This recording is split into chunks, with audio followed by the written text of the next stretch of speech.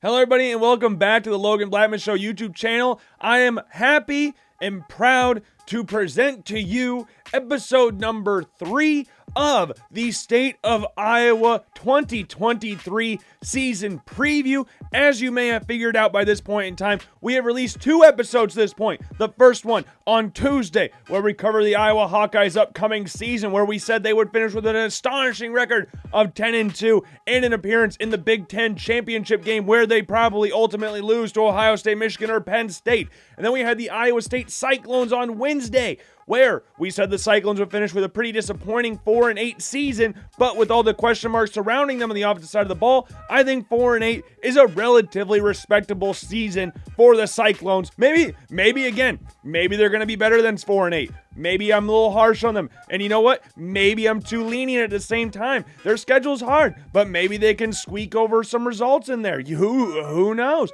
So with this one, episode number 3, we are brought to you by, I don't know why I said that. We are proud to present to you the UNI Panthers season preview, the FCS team, one of the FCS teams in the state of Iowa, because a lot of people forget Drake is an FCS school, but they are. I think a lot of people finally realized Drake was an FCS school. Like, most of us out there knew they were, but a lot of people kind of realized that when they played Iowa State. You remember that random game at Jack Trice Stadium where Drake played Iowa State? Like, that was so weird. That was so odd. I went to a lot of Drake football camps growing up, but we are here not to talk about Drake. I do apologize. As a Des Moines kid, I feel bad for not talking about the Drake Bulldogs, but I promise you we will mention them at least one more time in this video, so make sure you stay tuned for that. But this one's all about the UNI Panthers. They're basketball rivals. This is something else not a lot of people know. The Missouri Valley Conference is completely different than the Missouri Valley Football Conference, which is the conference we're going to be talking about today. So like the Missouri Valley Conference is like UNI, Drake, Evansville, Southern Illinois, Illinois State, Youngstown. Why is Youngstown State in the back? No, Missouri State, Evansville. Who else? Who am I forgetting about? Belmont, I think, is in the Missouri Valley Conference now. I'm forgetting some massive schools in here. Creighton's not in there anymore. Wichita State's not even in there anymore. But like for the football conference, you see like North Dakota State, North Dakota, South Dakota State, South Dakota. Like these types of schools. Youngstown State, who I can't remember. I don't think they're in the Missouri Valley Conference. But all in all, it's completely different. That's the main point I want to drive home today. That is completely different things. The Missouri Valley Football Conference and the Missouri Valley Conference. So now that we got that out of the way, now I feel like we can go through the preview, because UNI has got a pretty rough schedule. And the main part of the schedule that you look at is that they play the top 2 teams the FCS level in South Dakota State and North Dakota State. Not really ideal. They were able to avoid North Dakota State last year, but they did run into South Dakota State. We'll talk about what happened in that game last year in a little bit.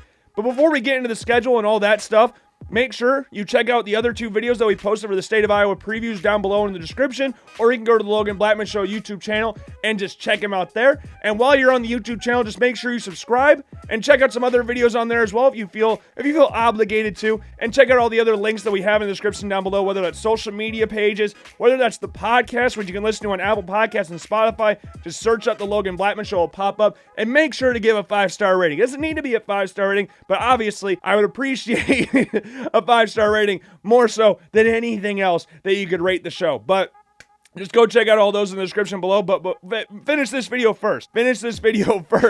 But the UNI Panthers, there's some excitement going into the season for UNI. Like, the offense is so exciting. Like, when you talk about Iowa State and when you talk about Iowa, like, there's some like question marks surrounding their offensive side of the ball. Like Iowa, yes, you got Cade McNamara, and yes, you got Eric Allin, but Brian Ferentz is still there. That's the main driving point with this question mark for Iowa. The offensive line is going to improve, one would suspect, going into the season, but there's still question marks there. As for Iowa State, everything, literally everything. We don't know who the quarterback is yet. Still don't know, unless it's popped up on social media. I haven't seen it yet. But Rocco Beck or J.J. Colt will be one of the 2 quarterbacks starting in the game against UNI. Drill Brock's not there. The offensive line's not very good, as why they've hired Ryan Clayton. Like, there's a lot of, things going on with these other 2 schools on the offensive side of the ball, but UNI is relatively set there. Now, there are some serious questions to be made on the offensive line. There's 4 new starters. The only starter here that's come back is Jared Penning, brother of Trevor Penning, got drafted by the New Orleans Saints a couple years ago, former first-round draft pick. Jared Penning's the only starter there. So we got a whole new offensive line for UNI, but the skill position players are where it's at with this team. Like, you look at Theo Day, who in my opinion is the best quarterback in the state of Iowa. And yes, I am including Cade McNamara in that. Yes, I am including Tanner Hughes in that. Like, I think Theo Day has everything it takes to be an NFL quarterback. He's got the size, he's got the arm talent, and he's got the mobility. He's got everything you're looking for from that aspect to be a quarterback at the next level. I'm not saying he's going to be like a first-round draft pick or anything, but maybe he is. Maybe by the end of the season, we're talking about Theo Day being a first-round draft pick. But right now, I'm not talking about putting him up there with like the Carson Wentz's, the Joe Flacco's, the Steve McNairs, the Trey Lance's, who just got traded to Dallas, actually. We'll see how he does down there, how much playing time he actually gets down there. But Theo Day is very damn good. Very damn good. Like, he threw 26 touchdowns and only 6 interceptions last season, plus 3,100 yards on top of that. And when you look at what's coming back on the UNI, for the UNI Panthers on the opposite side of the ball, like, sure, the O-line got some question marks there. And yes, they lost some key contributors in the run game and the pass game, namely Dom Williams and Vance McShane in the running game, and Deon McShane, Vance McShane's brother, and Quan Hampton. Those 4 are all gone. Those 4 are gone, but UNI still brings back and added in some pieces that could potentially boost their offense even more, like in the receiving corps. Sergio Morency's still there. Sam Schnee is still there. And then you got the likes of Logan Wolf there as well. Alex Allen at the tight end position. Big ass dude. And in the running back room, you got Harrison Bay Booty, who's coming back from the season before. Did I say Booty? Harrison Bay Bowie is coming back from a decent season last year. Again, he was the number 3 back for UNI. Like, Dom Williams had a nice, 700-plus yard season. McShane had a nice 600-plus yard season. So Bowie did not really get the carries going into last season, but they also brought in another running back in the form of Ty Edwards, who's this massive dude in the running back. He transferred in from UTSA. Like, UNI, you remember like when the Giants won the Super Bowl a few years ago, back in 2007, with Eli Manning and Brandon Jacobs in the backfield. You just had this monstrous backfield. Like, Eli Manning's a big dude. Brandon Jacobs is a massive dude. Like, we're going to have the same thing here with UNI, with Theo Day and Ty Edwards in the backfield. And the thing with Ty Edwards, though he's big, and when you think of a big running back, you usually don't think of them being effective in the pass game, but UNI is going to use Edwards in the pass game, which will only expand the offense even more. But it all starts with the offensive line. Everything starts and stops with the offensive line. And losing Ryan Clanton to Iowa State, like we said before, is a massive loss. And a great game for Iowa State.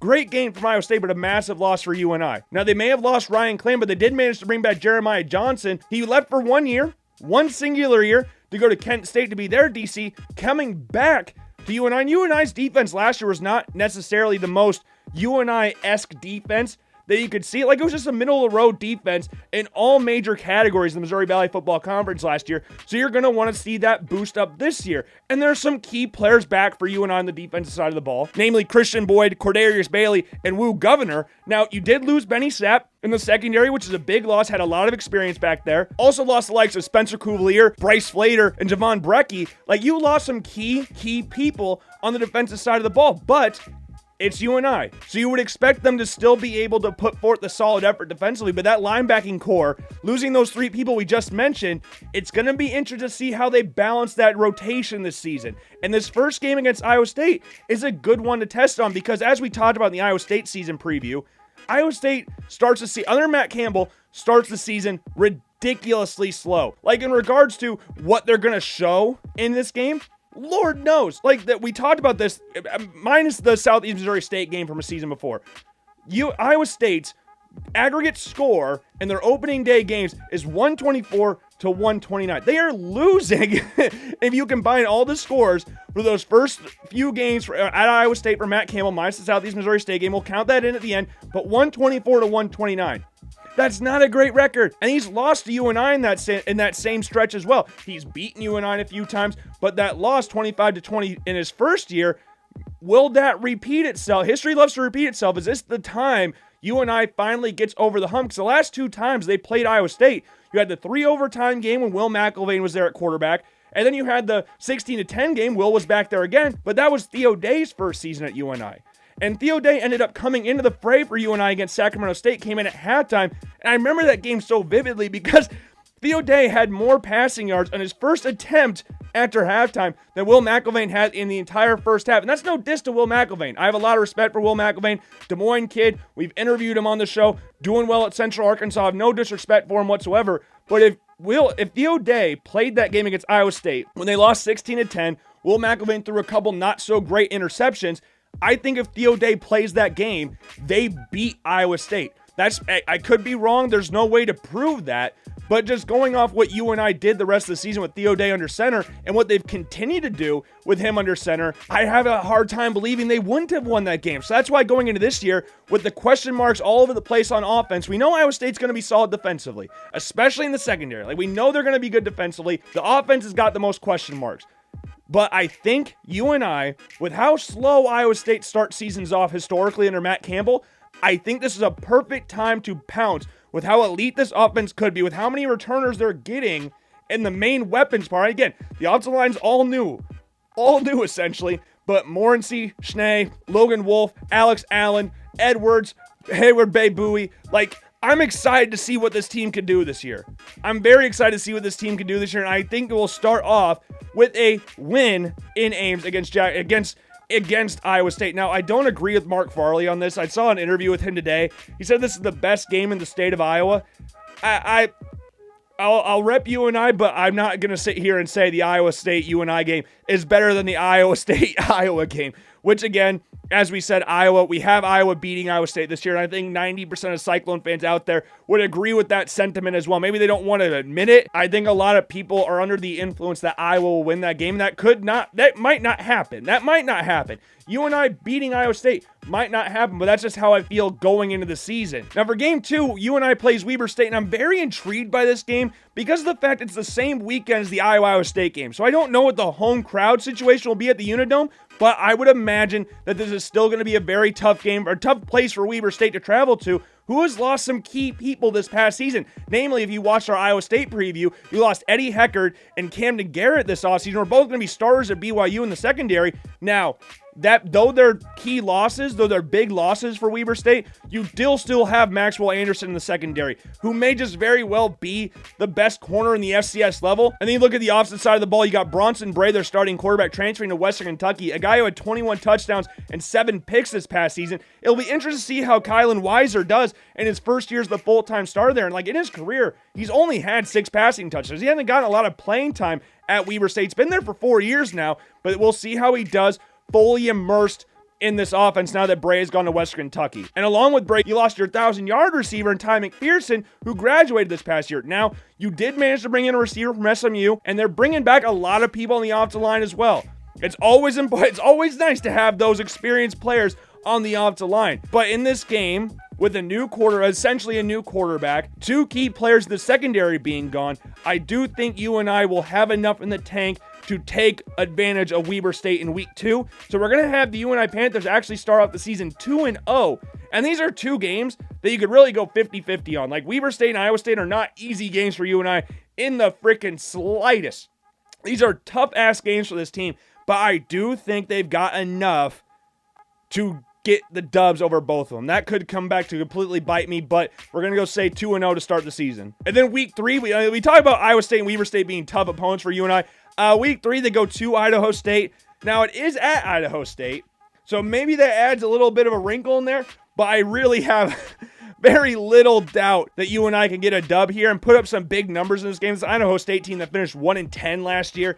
So I don't think UNI will have many struggles. There's not a lot to talk about here. We'll say UNI gets the dub. And now we start our first conference game of the season against Youngstown State. The Penguins are a very, very experienced team. You got 9 starters returning on offense and 8 starters on defense returning. Now, you did lose your all-time leading rusher in the form of Jaleel McLaughlin, a guy who had over 8,000 yards rushing for you, in a team that's predominantly a run-first team. This will be interesting to see how they switch the balance up, but again, they have a lot of returning people. Starting quarterback Mitch Davidson wasn't really asked to do a lot last year. Started the last 7 games of the season, which saw Youngstown State finish with a 5-2 record. Didn't need to do a whole lot. So this year, it'll be seeing how he handles more responsibilities, I guess, in the offense. Kind of like what we're seeing, a completely different But seeing how Quinn Ewers does in Texas offense without the likes of Bijan Robinson and Roshan Johnson there. But he did manage to throw 12 touchdowns and 1 interception last year. So he's got it in him. But some people can crumble under the more circumstances. So we'll play it out. But he's got the stuff. He's got the right stuff, it seems like. Youngstown State, again, finished 5-2 with him as the starter. Only 1 interception to his name. Good things to start off for him. And then not to mention, you also got Bryce Oliver at wide receivers, one of the best receivers in all the FCS. In a run-first team, he was still managing to finish second in the Missouri Valley Conference as a whole in receiving yards at 800-plus yards receiving last year. And it's been a common theme recently. Like we talk about Weber State returning a lot of stars on the online. Youngstown State, same thing. We talk about UNI having only 1 returning starter from last year, 4 new guys. Youngstown State, has 1 new guy and 4 returning starters on the offensive line. Not to mention their strength of their defense is on the defensive line. So we got 2 units strengthening each other up, and UNI's weakest unit at this point comes along the offensive line. Youngstown State's going to be tough. I am going to say Youngstown State gets the win over UNI. I think they're returning too many people. I don't know.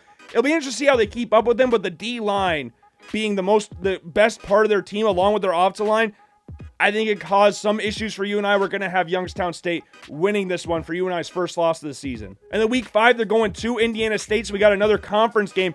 This one should be, again, a relatively easy game for UNI. Like, Dinka at running back will be a difficult guy to contain, but in Indiana State, the best thing you could say about them, their pass defense is fairly solid. They got a fairly solid pass defense, with Rylan Cole being the main person in that secondary playing safety position. So it should be, again, a relatively easy fourth game for UNI. So we're going to have a dub here, but they do have some strengths that could potentially, like running back, try to keep UNI's offense on the field. Secondary, pretty solid. Try to stifle the pass offense, which is easier said than done, but we're going to have UNI win this one. And the 6th game of the season, they go to Brookings to play South Dakota State. This is a game that UNI, I would imagine, would want back from last year. This is a game at the Unidome UNI realistically should have won. Theo Day, we're talking about him throwing 6 interceptions last year. 2 of them were against South Dakota State, and they weren't like the greatest interceptions ever thrown either. Like, this is a game where I think UNI probably should have won. And going to South Dakota against the best team in the FCS, it's a tough ask. It's a tough ask. Like, you look at their roster, this is a team that scored 45 points in the national championship game. Then they lost 1 starter. That was Tucker Kraft, who just went to the NFL. 1 starter on a team that scored 45 points in the national championship. Most in the game since 2007, if I remember that right. And you got Zach Hines coming in to try and replace Tucker Kraft, 6'7", 260-pound tight end, similar to Alex Allen.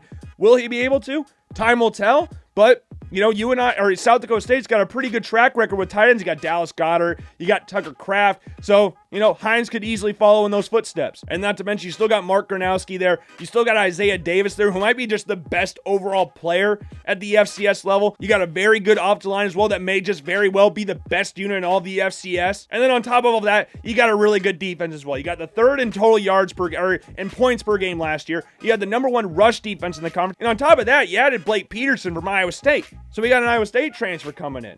So I'm not saying that'll be like a big difference maker. Their defense is already really good. But man, it's going to be a tough ask for UNI. A team that lost only 1 starter the season before, and that guy went to the NFL.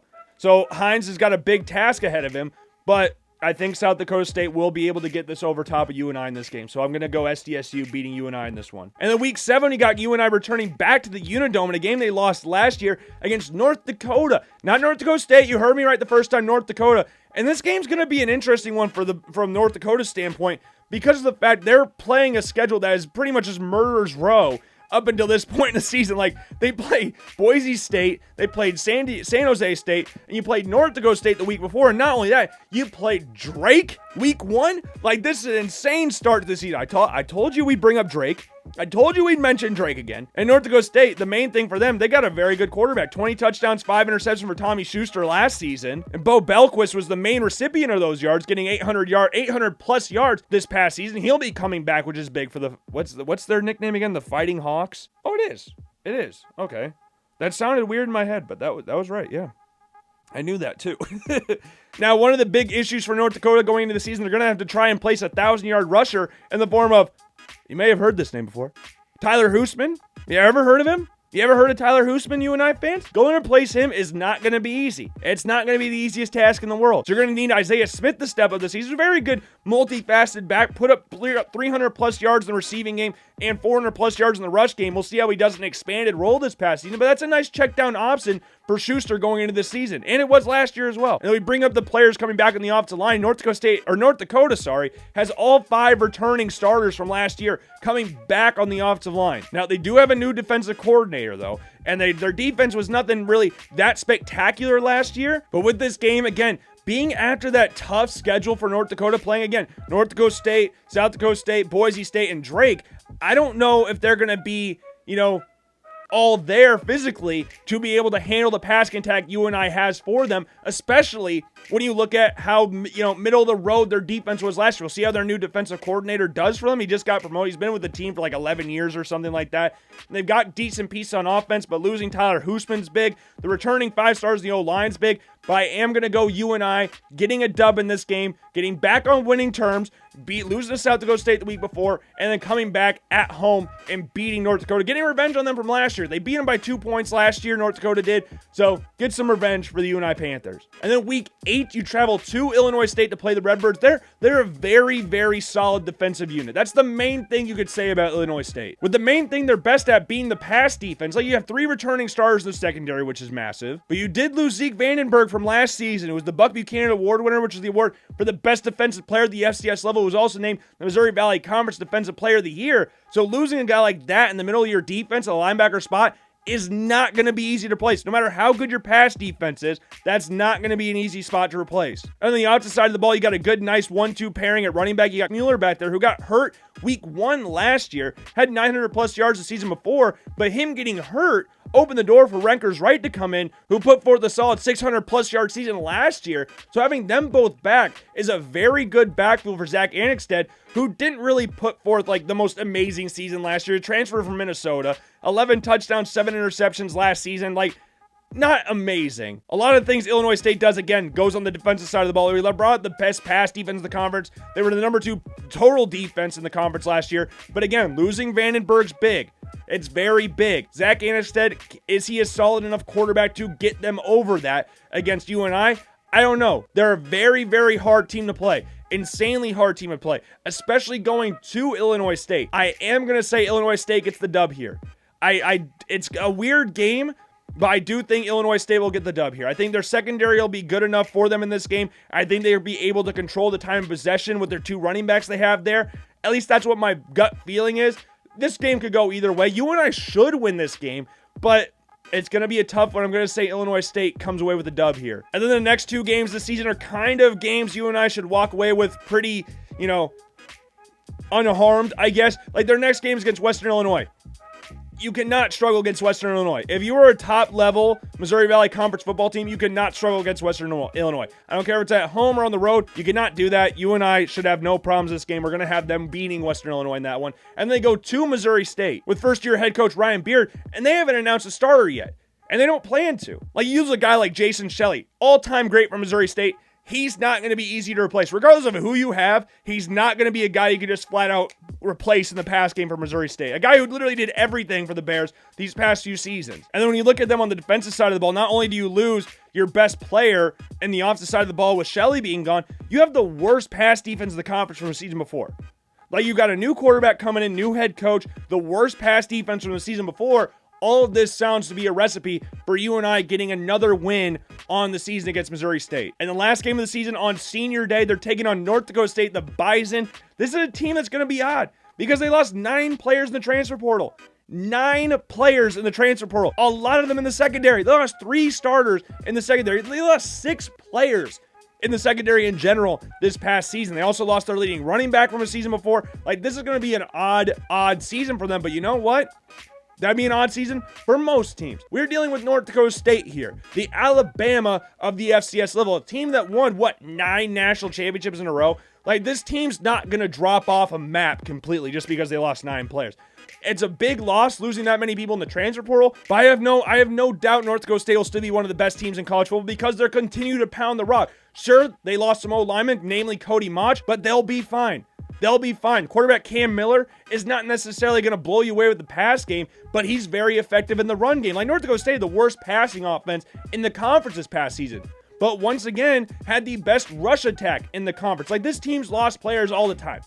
And guess what? They still win. So I'm not really going to write off North Dakota State because they lost a decent amount of people. But having a quarterback that can run while also throw, he ran more touchdowns last year than he ran. He had like 13 passing touchdowns and 14 rushing touchdowns, or 15 rushing touchdowns, from a season ago. Very solid in the run game there. And we brought this up before, but their secondary pieces, a lot of them are gone. Your leading linebacker and leading tackler's gone from last year. Your best defensive end's gone.